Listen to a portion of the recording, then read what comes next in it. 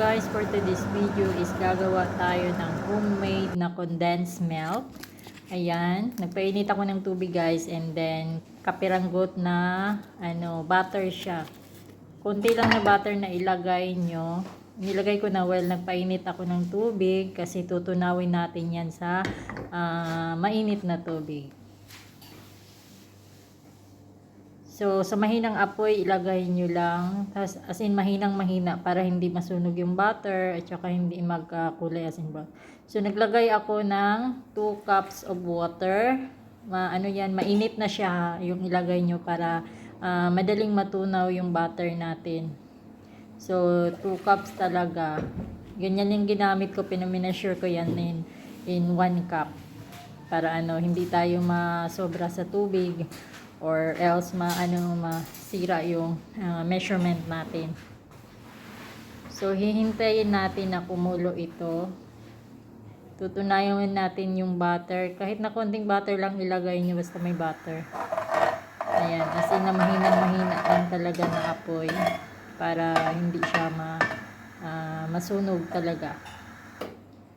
So, ayan guys, madali lang itong paggawa ng condensed milk na homemade is nakita ko din ito sa isang video. Kaya, tinry ko kung ano talaga yung kalalabasan. Kasi, tipid.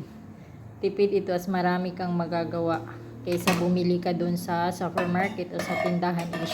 Yung magkano na. Samantalang paggagawa ka, ang dami mong magawa sa 2 cup or 1 cup na water at saka dalawang So, ang ginawa ko, dinoble ko. Kasi actually, ang measurement niyan is 1 cup lang. So, gusto ko marami. So, dinoble ko yung measurement. Ginawa ko is 2 cups of water. Ang ginawa ko. And then, of course, maglalagay. Pag kumulo na yung water, yung tubig, is maglalagay tayo ng 4 cups of sugar o white sugar. Kung may pula or brown sugar kayo, pwede din naman. Pero sa akin, mas gusto ko maglagay ng white sugar. So, punasan muna natin kasi mamasa-masa pag in-measure siya. So, lalagay tayo ng 4 cups of sugar, white sugar. Yung talagang hindi aapaw ha, talagang yung talaga yan. Yung measurement talaga niya. Yan. 4 cups yan. Pag 2 cups yung water is 4 cups yung sugar. Kung gusto nyo naman i-less, pwede 1 cup of water tapos 2 cups of sugar. So, ganun dan. Pwede nyo din i-double. Depende sa inyo. I-double measurement nyo na lang. So, hintayin natin na matunaw yung asukal. As in, natunaw na talaga siya. Tapos, kumulo. Tapos, yung lapot niya is, alam niyo na yung nagka-caramelize kayo ng asukal. Yung, as in, nalapot na pag inano nyo is hindi na mapuputol yung tubig. Okay na yung ganyan. So, as of now is, hihintayin natin talagang matunaw yung lahat ng asukal. Yan. Wala na talagang matira ng mga granules niya. So, as sinasabi ko ulit, sa pinakamahinang apoy, huwag niyong bilis-bilisan kasi masusunog siya. Tsaka pangit yung kinalabasan ng condensed natin. So, para doon sa mga nagtitipid, i-try nyo ito lalo na ngayon na Christmas at saka New Year. Demand talaga yung mga condensed milk sa atin. So, instead na bibili tayo sa labas, mas mabuti na gagawa na lang tayo. Basta mga full cream, mga Bear Brand, Burst 3, pwede yun. Basta mga full cream or either hindi full cream, okay lang yon. Ayan na siya. Lapot na yan. Hindi na nakikita nyo, hindi na siya maputol yung tubig niya pag inaangat natin. So, ganyan. Pag ganyan na siya, pwede na yan siya. Ayan. Pag ganyan yung nyo. Pag hinalo, tapos pag tinaas nyo yung tubig, ganyan. Yung hindi na talaga siya maputol-putol is okay na yan. Pwede na natin i-mix yung powdered milk natin. Any powdered milk po. So, ayan. Pwede na natin patayin yung apoy niyan and then hahanguin na natin. So, ayan, tinanggal natin doon sa, sa apoy. Tapos, ilalagay natin yung 4 cups of powdered milk. Yung mga full cream or either hindi full cream, okay lang yun.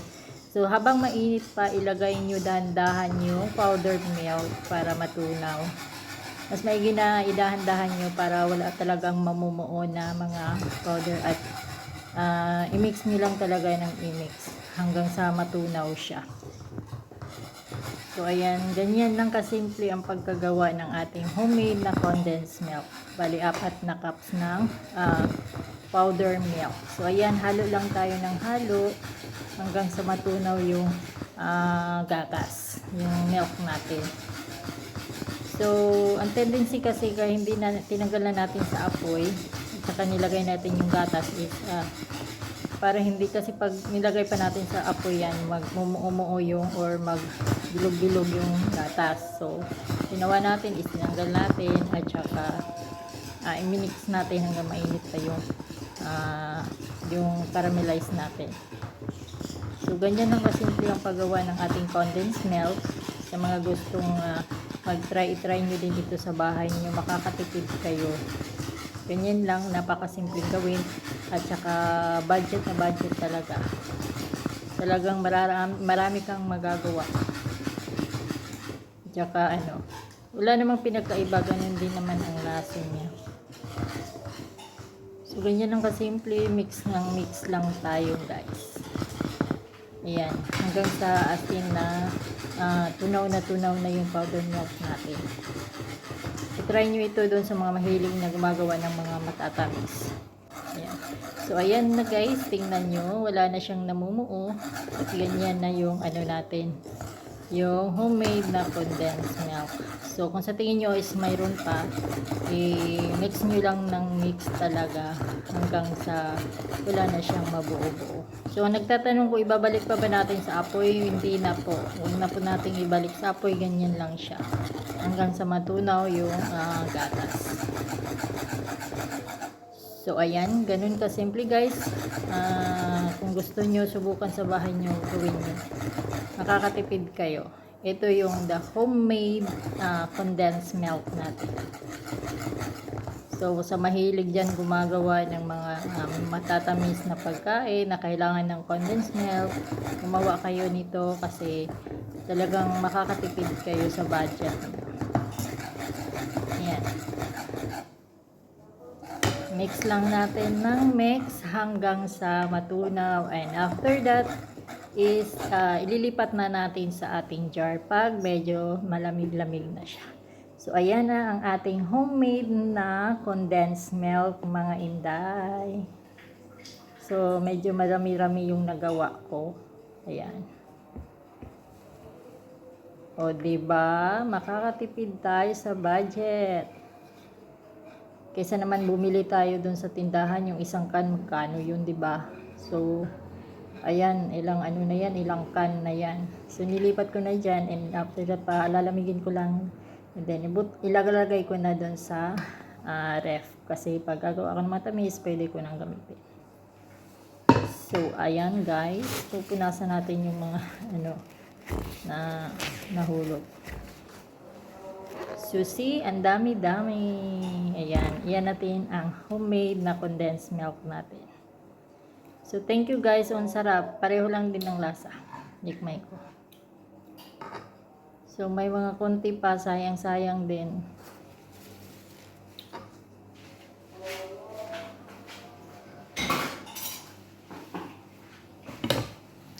So, ayan, may konti pa. Anihin natin kasi sayang din yan, di ba?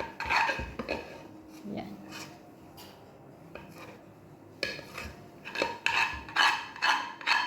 So, ayan guys. Thank you for watching my video. Thank you doon sa mga nag-subscribe at hindi escape ng mga advertisement ko sa mga YouTube. Thank you. Share ko sa inyo ito. Maraming salamat po sa panunood at sa hindi pa nakasubscribe ng aking YouTube channel. Kindly subscribe my YouTube channel and click the the bell button para sa next video ko po ay updated kayo. Maraming salamat po sa inyong lahat, sa lahat ng na nanonood ng aking mga video. Thank you so much. Bye bye mga kainday. Bye.